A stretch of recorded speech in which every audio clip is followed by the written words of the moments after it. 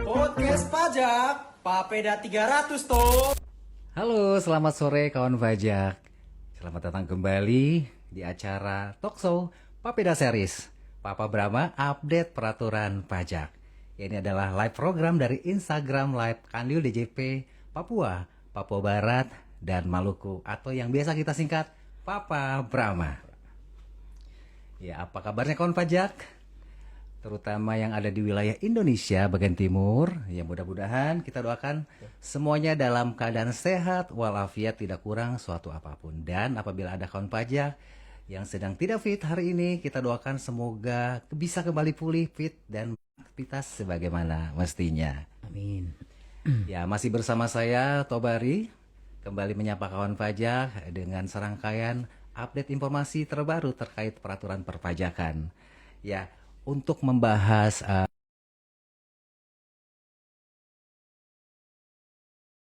kabarnya. Alhamdulillah sehat ya. Kita ini ya doakan semua kawan pajak tetap sehat di Iya. tengah. Meskipun Jayapura lagi panas-panasnya nih ya.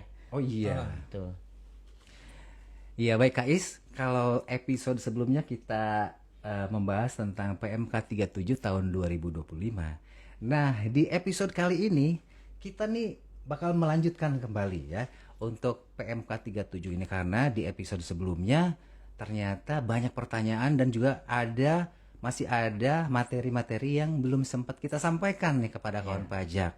Nah, untuk melengkapi informasi terkait PMK 37 tahun 2025 ini, kita lanjutkan ya Kais ya. Iya, kita lanjutkan lagi. Dan untuk kawan pajak yang sedang menonton, mungkin di episode kemarin tidak sempat menonton, ini juga nanti kita akan spill sedikit atau rekapan tentang apa sih yang kita bahas di episode sebelumnya.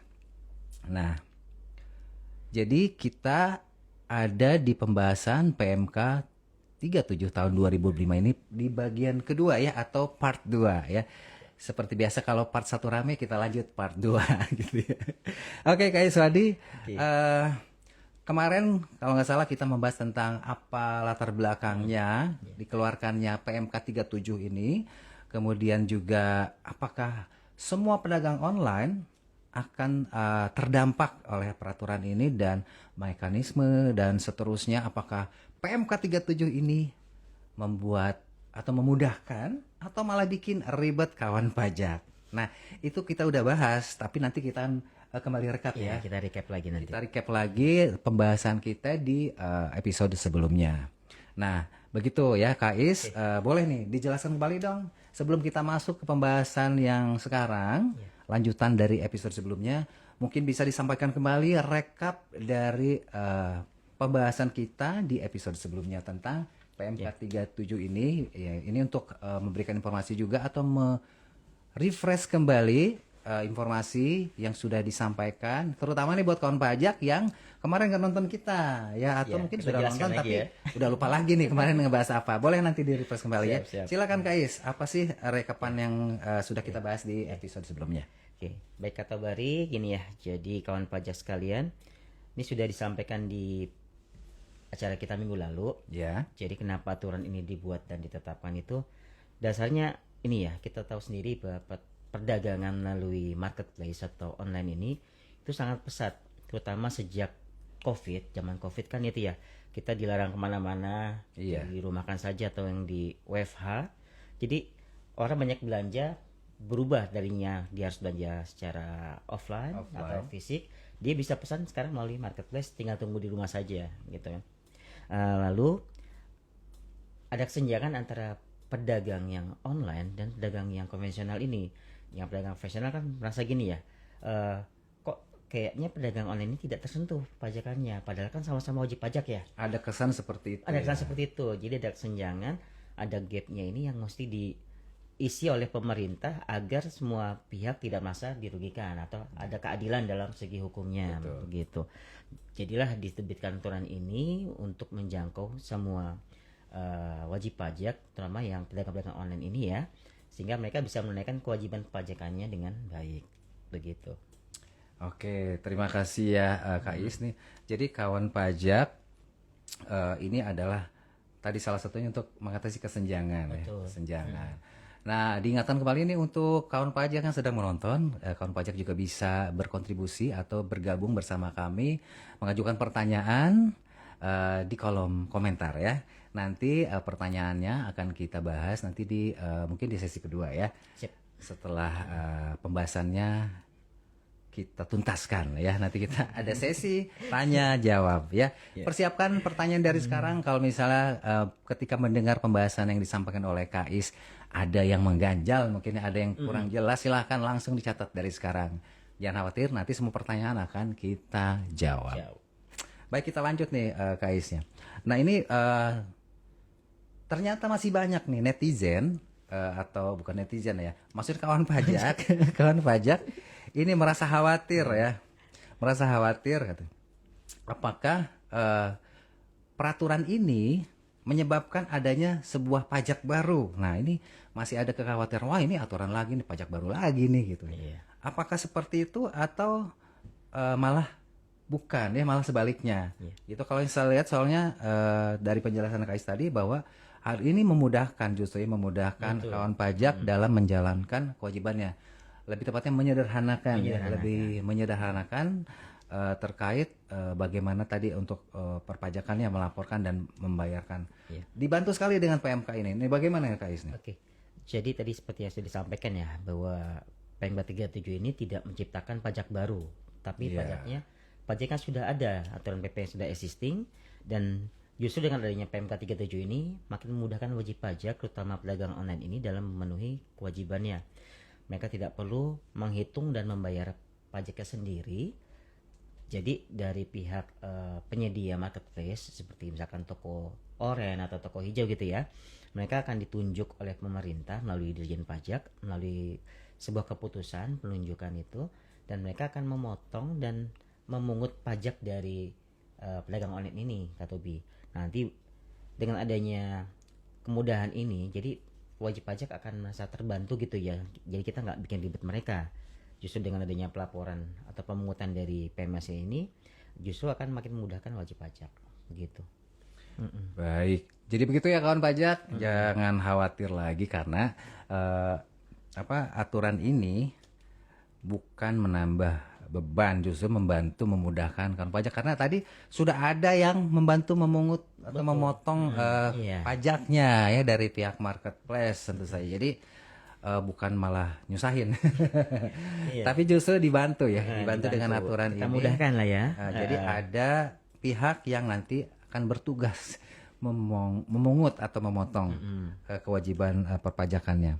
Nah, untuk mekanisme pemungutannya seperti apa? Mungkin banyak kawan pajak juga nanti dipotong, tapi gimana cara motongnya? Harus seperti apa ini? Mungkin bisa dijelaskan ini Kak Is.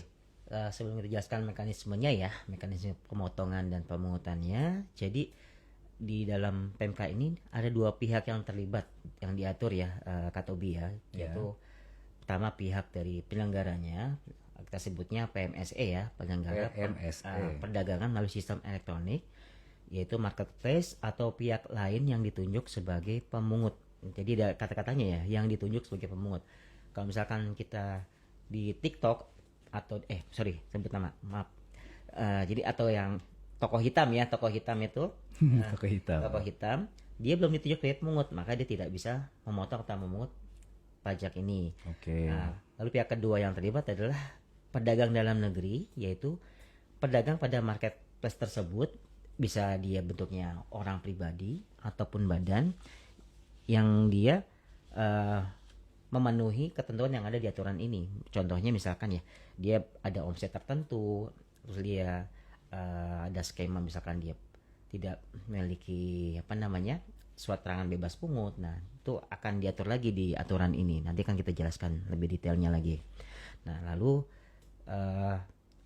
balik ke mekanisme pemungutannya dan pemotongannya. Jadi dari pihak PMSE ini yang ditunjuk oleh Dirjen Pajak atau DJP, maka dia akan memotong dan memungut dari transaksi atau dari omset perusahaan atau orang pribadi maupun badan yang sudah memenuhi ketentuan untuk dipotong atau dipungut. Jadi kalau dia belum memenuhi, dia tidak akan dipungut. Gitu. Tidak Ya. serta merta ya. Betul. Tapi harus memenuhi ketentuan Iya. atau syarat-syarat yang tadi.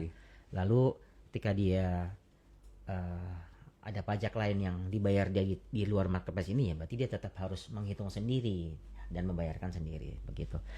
Lalu setelah ditunjuk tadi PMS tadi, dia akan ini ya, memberikan bukti potong kepada si pedagang online ini. Lalu tentang jenis pajak yang dipungut nih, mungkin kan pajak juga bertanya-tanya ya, Apa ya? pajak apa atau PPh apa yang dipungut di aturan PMK 37 ini. Jadi ini bukan pajak lama, ini bukan pajak lama, sorry. Bukan pajak baru, tapi ini pajak lama, yaitu PPh pasal 22 yang nantinya pajak ini akan dipungut oleh si marketplace tersebut. Tapi untuk yang aturan penunjukannya kita masih menunggu Cap Dirjennya ya, aturan lanjutannya begitu kata B. Jadi kalau tadi ditunjuk Mm-mm. melalui Cap ya, Cap Dirjen. Nah, yang dipotong tadi juga akan mendapatkan bukti pemotongan. Pemotongan. Nah, bukti pemotongan ini nanti bisa digunakan sebagai pelengkap laporan SPT tahunan nanti ya. Betul. Oke, nanti akan kita bahas mengenai itu. Mas, mari kita lanjutkan tentang untuk pemungutan PPh pasal 2 ini. Untuk skemanya sendiri bagaimana nih Kak Iswadi? Mungkin apakah semuanya sama nih? Kan ada mungkin pedagang itu mungkin ada yang dalam bentuk perusahaan pribadi ya. Orang pribadi. Perusahaan pribadi, ada juga mungkin yang PT, CP, koperasi dan sebagainya. Untuk skemanya seperti apa nih? Ya. Apa sama atau berbeda perlakuan? Jadi di aturan ini kita membedakan jadi dua ya. Jadi wajib pajak yang di orang pribadi dan juga wajib pajak yang berbentuk dia badan. Kan kita tahu ya kalau di marketplace tersebut banyak seller-seller tuh yang orang pribadi. Mungkin dia mahasiswa atau dia ibu rumah tangga yang dia di tengah kesibukannya dia berjualan kecil-kecilan gitu ya. Nah itu misalnya orang pribadi ya. Tapi ada juga yang dia bentuknya badan, tadi bisa disebut oleh Katobi ya, ada bentuknya CV, ada PT maupun yang lainnya. Nah, lalu dibedakan lagi berdasarkan omsetnya. Kalau untuk orang pribadi, dia dengan omset setahun di bawah 500 juta, itu dia tidak dipungut. Jadi dia masih bebas seperti aturan UMKM ya. Berarti masih sama ya aturan UMKM-nya, biarpun dia dagang online tapi itu masih berlaku juga. Masih berlaku. Sama ya, berarti perlakuannya dengan yang pedagang offline gitu ya. Lalu ketika dia omset sudah naik ya, dari 500 juta sampai di bawah 4,8 miliar, itu kalau dia masih memiliki istilahnya apa ya, surat keterangan PP 55 atau PP 23 zaman dulu ya, dia yang berlaku adalah final itunya tarifnya. Oh iya. PPh final ya. Jadi bukan PPh pasal 22 kalau wajib pajak tersebut memiliki surat keterangan. Iya, jadi yang itu PP final 4 ayat 2. Tapi jika dia tidak memiliki surat keterangan ini tadi ya, PP 23 itu, maka dia dipungut PPh 22 ini. PPh 22. Nah, tarifnya sama ya. Tapi sifatnya kalau yang tadi final, kalau yang ini kalau dia tidak punya surat keterangan, maka dia tidak final. Yang artinya adalah dia bisa dikreditkan di SPT tahunan. Jadi ada ya final dan tidak final. Final ya. Final dan tidak final. Orang pribadi dan juga badan. Dan untuk orang pribadi juga tadi ada batas 500 juta ya. 500 juta. Jadi jangan khawatir kawan pajak kalau misalnya masih memiliki omset di bawah 500 juta, berarti ini tidak dipungut ya, tidak dipungut PPh 22 maupun PP finalnya juga ya. Nah, lanjut lagi tadi yang ini ya, orang pribadinya dia misalkan omset sudah di atas 4,8 miliar ya. Tuh. Ini kan artinya dia sudah tidak memenuhi sebagai UMKM. Sudah sudah UMKM lagi naik kelas lah ya, sudah naik kelas. Naik kelas. Maka dia juga dikenakan PPh 22 ini, dan ini sifatnya sama, itu tidak final. Tidak final buat yang di atas 4,8 miliar. Nah, lalu untuk yang selanjutnya yang bentuknya badan, yang tadi CV atau PT tadi, dia dibaginya dua saja dari omsetnya, yaitu yang dia omsetnya sampai dengan 4,8 miliar dan yang di atas 4,8 miliar. Sama juga seperti yang orang pribadi, kalau dia masih sampai dengan 4,8 miliar dan dia memiliki surat keterangan tadi, suket PP 55, dia dipungutnya PPh final, yang artinya tadi ya masuk ke pajak final. Lalu kalau dia tidak memiliki surat itu atau misalkan sudah habis ya, kan kalau yang CV dan PT itu ada masa berlakunya ya. Ada masa Masa berlakunya. berlakunya. Dan ini dia akan sama, dia akan jadi dipungut PP22 ini yang tidak final. Nah, kalau yang dia di atas 4,8 miliar ya sama seperti yang tadi tidak punya suket, dia dipungut PP22 dan sifatnya tidak final. Oke, gimana kawan pajak? Sudah cukup jelas ya tadi ada beberapa kriteria atau pembagian berdasarkan jenis wajib pajaknya, Wajib pajaknya dan orang omsetnya. pribadi dan juga omsetnya. Jadi dia masuk nanti kenanya PPh pasal 22 atau PPh final ya berdasarkan PP 23 atau 55 sekarang. PP 3 atau PP 55 yang terbaru. Nah, jadi buat kawan pajak yang memiliki omset masih di bawah 500 untuk orang pribadi ya. Nah, Untuk orang pribadi ini tidak kena.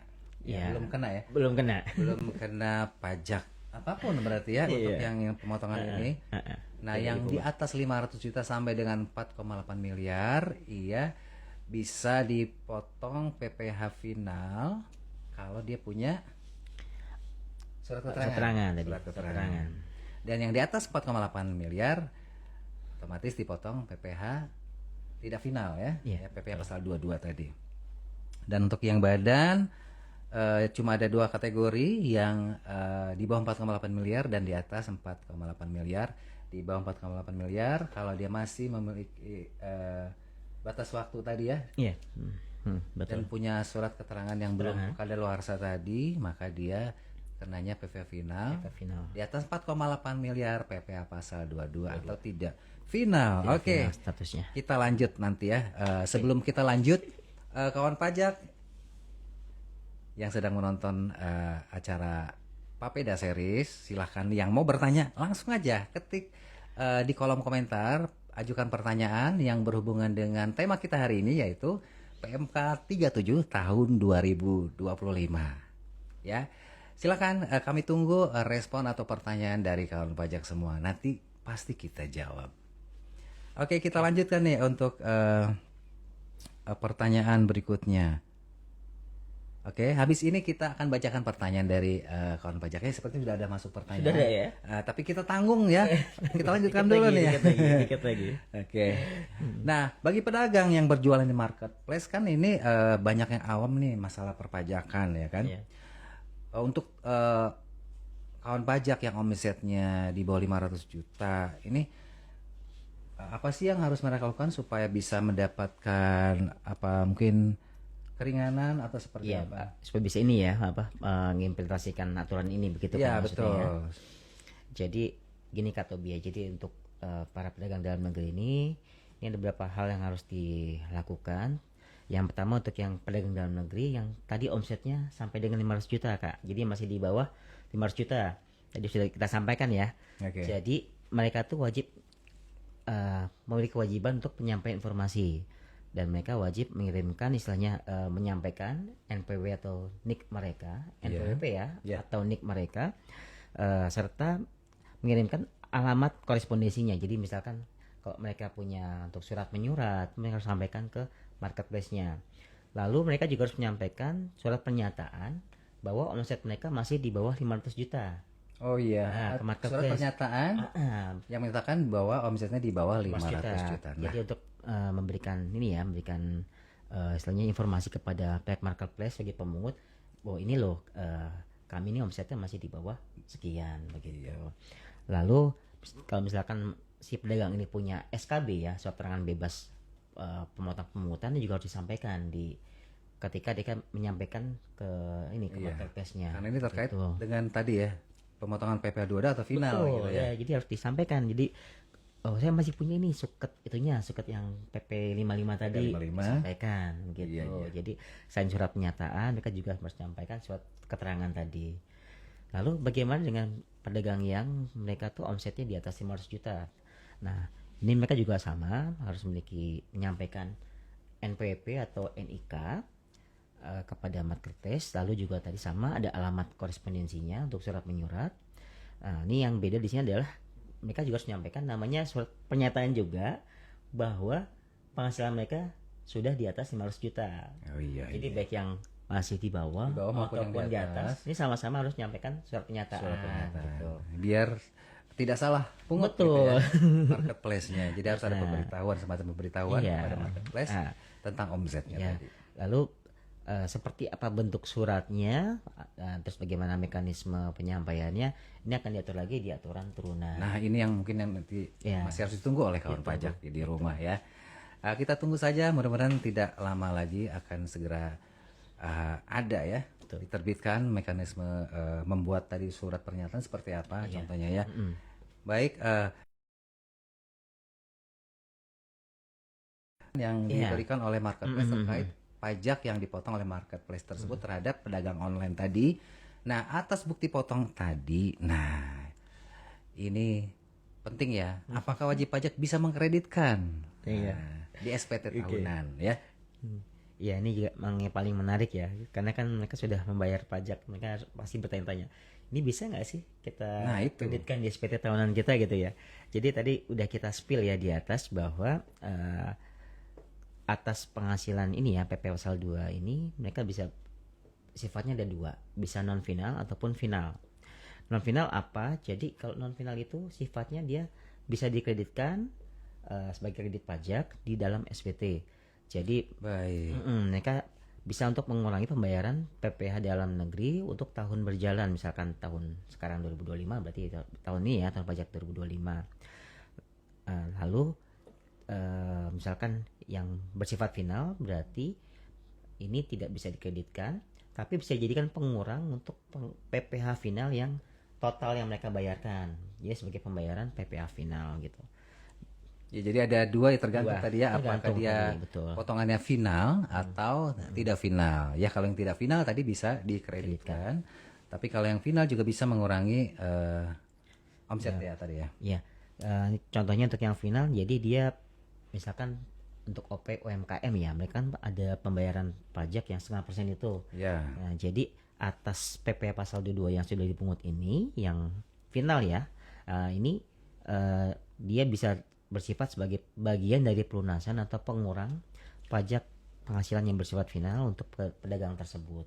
Baik, nanti ya di SPT tahunan bisa dilihat kawan pajak ya, untuk pengurangannya seperti apa. Ya. Baik, sebelum kita ke pertanyaan berikutnya, kita bacakan dulu ini pertanyaan dari kawan pajak yang sedang menonton di rumah. Kita bacakan ya. Untuk pertanyaan pertama ada dari Kak Dini Ma ya. Ini pertanyaannya adalah kalau omset masih di bawah 500 juta, ini apakah tetap dipungut atau tidak nih Kak nih? Sebelumnya terima kasih buat Kak Dini yang sudah bergabung dan mengajukan pertanyaan di Papeda Series kita hari ini. Baik nih, 500 juta tadi sempat disinggung juga. Iya, mungkin sempat kita singgung. perlu diperjelas lagi nih mungkin untuk kawan pajak. Ya, jadi untuk tadi kan kita asumsi ya bahwa Kak Dini ini adalah seorang pedagang yang orang pribadi gitu ya. Sementara omsetnya masih di bawah 500 juta. Apakah ini akan dipungut atau tidak?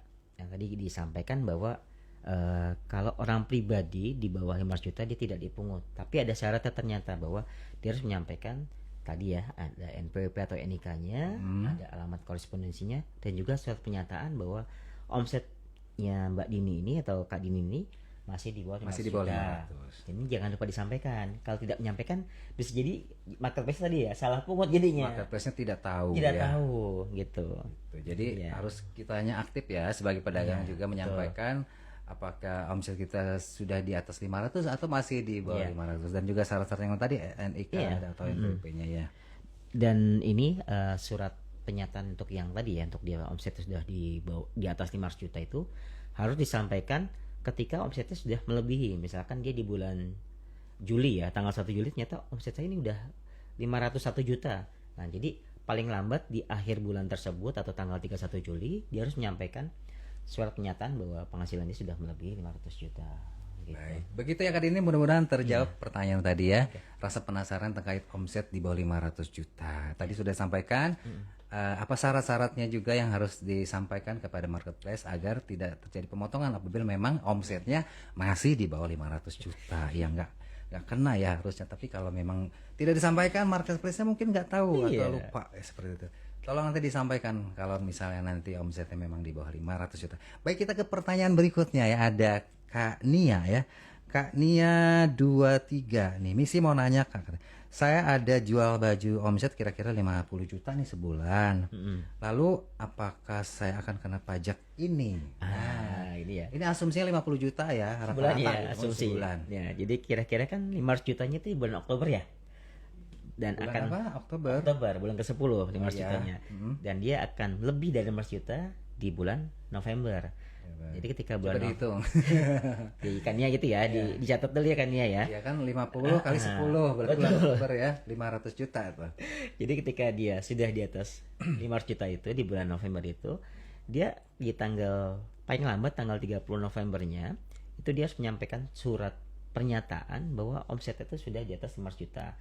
Dan sejak mulai bulan November itu dia akan dipungut PPh 22 begitu. Iya, jadi sebelumnya juga menyampaikan yang tadi di Menyampaikan bawah juga. 500 tadi menyampaikan dan ketika bulan November Nyampaikan lagi. yang kira-kira memang sudah melebihi 500 juta tadi, jangan lupa untuk disampaikan juga ke marketplace agar juga dipotong ya sesuai dengan ketentuan yang berlaku. Sesuai dengan Seperti itu. Baik, terima kasih sekali lagi buat Kania. Mudah-mudahan jawaban dari Kak Ais tadi bisa menjawab pertanyaan tadi ya. Terima kasih. Oh, ini ada balasan juga dari Kak Dini. Siap, makasih Kakak. sama-sama Kak Dini, mungkin sukses Oke. ya. Sebelum kita ke pertanyaan dari penonton, dari kawan pajak yang menonton di rumah, kita ada satu pertanyaan terakhir nih ya, mungkin ya buat Kak Ais ya. Ya. Nah, apabila tadi sudah dikreditkan ya, mungkin ada kredit pajak yang bisa dikreditkan di SPT tahunan, kemudian terjadi selisih. Selisih. Yang dipungut Cakep nih. mungkin lebih kecil atau lebih besar. Iya, betul. Nah, ini mekanisme seperti apa nih yang jika terjadi yang demikian tadi? Iya, namanya scenario ya. Jadi kadang-kadang antara yang dipungut dan yang terutang bisa jadi lebih besar atau lebih kecil ya ada selisihnya. Jadi misalkan dalam hal terdapat selisih antara sesi kurang antara PPh final yang terutang dengan yang ya sudah dipungut oleh marketplace, maka atas PPh final yang kurang ini wajib disetor sendiri oleh wajib pajak tersebut. Oh iya. Nah, ini kan ini ya karena untuk perhitungannya tadi kan udah dihitung sama sini ya sama marketplace-nya. Tapi ternyata mungkin saja ya ada bagian dari omset tersebut yang luput atau terlewat ya. Nah, lalu bagaimana kalau misalkan selisih lebih malah yang sudah dipungut tuh lebih bayar dibanding yang terutangnya. Berarti kan ada ini ya, ada kelebihan pembayaran, dan ini secara aturan atas PPh 22 ini yang dipungut tersebut bisa dimintakan pengembalian pajak yang seharusnya tidak terutang atau kita sebutnya PYSTT. Ini sudah diatur juga di peraturan kita, jadi silakan di refer saja atau dirujuk aturan tersebut dan diajukan sesuai aturan begitu. Baik Kak Iswadi, cukup lengkap tadi ya pembahasannya mengenai PMK 37 tahun 2025. Nah, kawan pajak jangan khawatir tadi kalaupun ada selisih, jadi bisa selisihnya tergantung kurang atau lebih. Iya. Kalau kurang dibayarkan kurangnya, kalau lebih nanti bisa melalui mekanisme pengembalian Yang pajak yang seharusnya tidak terutang. Oke, baik, kita ada penanya terakhir ya. Ini pertanyaan terakhir dari konsultan pajak Agus Maulana. Halo Kak Agus, selamat sore. Ini bertanya, apa betul di PMK 37 ada menjelaskan poin tentang pemberlakuan ekstra 1 tahun PPh final untuk UMKM? Nah, Ekstra. Coba kita lihat tadi ya. ada di situ diatur. Waduh. Kita mesti lihat dulu ya, aturannya kita refer dulu. Sebentar sambil di Ya sambil menunggu mungkin jawaban dari Kak Is, diingatkan untuk kawan pajak apa nih? Untuk waspada ya, untuk waspada dan berhati-hati dengan modus penipuan yang sedang marak-maraknya sekarang. Ini modus penipuan ini biasanya disampaikan melalui media sosial ya. Bisa dari WA, juga bisa dari email, atau ada juga aplikasi M-Pajak palsu. Jadi hati-hati terkait penipuan ini. Jadi kalau misalnya ada yang dirasa meragukan, silakan langsung hubungi Kering Pajak di 1500 200 atau bisa langsung ke KPP terdaftar ya kalau memang domisilinya berdekatan atau ada di wilayah KPP tersebut, atau silakan datang juga di KPP terdekat ya. Bisa melalui telepon, datang langsung, atau melalui chat WA. ya. Dan juga buat kawan pajak yang menonton, untuk bisa update informasi terkait pajak juga tetap update gitu ya terkait peraturan baru, silahkan follow akun Instagram kita, akun sosial media kita ada Instagram di Pajak Papa Brahma, atau di YouTube kita juga di Pajak Papa Brahma. Oke. Gimana Kak Is untuk pertanyaannya? Sebentar kita cari dulu, tapi kalau tidak ketemu sekarang ya kita nanti Oke. akan jawab di kesempatan berikutnya ya. Nanti jadi utang kita. Sebentar. Tadi dijelaskan lagi pertanyaannya apa? Untuk di PMK 37 apakah menjelaskan poin tentang pemberlakuan ekstra 1 Ekstra, tahun ya. DP final untuk UMKM? Ekstra Ya, 1 kalau tahun. belum ada mungkin kita pending dulu kali ya buat pertanyaan, karena kita sudah memasuki 30 menit jatah Ya nanti kita ini ya, nih berarti hari ini. ini jadi PR kita ya. Ya, Bahwa atau nanti bisa diajukan di DM ya, di direct message. Nanti kita lanjutkan di sana ya untuk Kak Agus Maulana, karena kita harus closing acaranya. Bagaimana? Setuju ya? Mudah-mudahan setuju. Silakan nanti kita akan DM ya. Kalau misalnya Kak Siap. Agus belum Nanti kita ini. sempat DM, nanti akan kita DM untuk nanti penjelasan terkait pertanyaan yang tadi disampaikan. Oke? siap. Oke. Baik, terima kasih Kak Iswadi atas waktunya menyempatkan diri untuk menemani saya membahas peraturan pajak terkini atau pajak update di Papeda Series hari ini. Dan terima kasih juga untuk kawan pajak yang sudah bergabung di live Instagram Kanwil DJP Papa Brahma ini. Terima kasih juga yang sudah bertanya. Tadi ada Kak Dini, ada Kak Nia, dan juga Kak Agus. Terima kasih banyak atas partisipasinya. Dan sampai jumpa di episode lainnya. Wassalamualaikum warahmatullahi wabarakatuh. Pajak tumbuh, Indonesia tangguh.